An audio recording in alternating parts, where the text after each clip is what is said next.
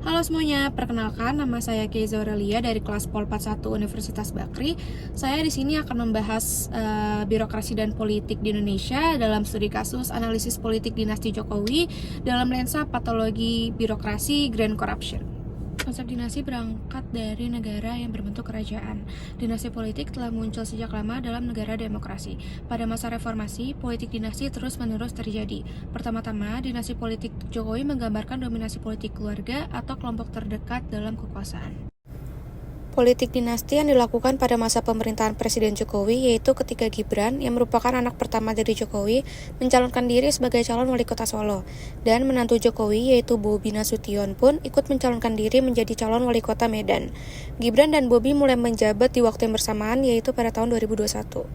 Selanjutnya, menurut Ayep Saifullah Fattah, selaku pengamat dan konsultan politik, mengatakan bahwa proses politik terbagi menjadi 3 tahapan, yaitu yang pertama adalah seleksi. Dalam proses seleksi tentunya ada sistem meritokrasi. Lalu yang kedua adalah election, yang berarti langkah resmi dalam menentukan seseorang supaya dapat menduduki jabatan pemerintahan publik.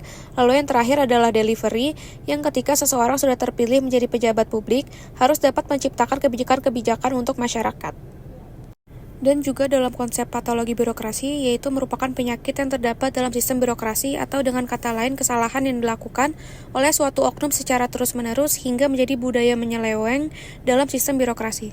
Menurut Jurnal Birokrasi Pluralisme di Indonesia, birokrasi di Indonesia dalam masa Orde Baru masih memiliki pluralisme birokratis yang masih terbatas, karena kekuasaan memainkan peran penting dalam birokrasi dan juga masih didominasi oleh militer dalam pengambilan keputusan.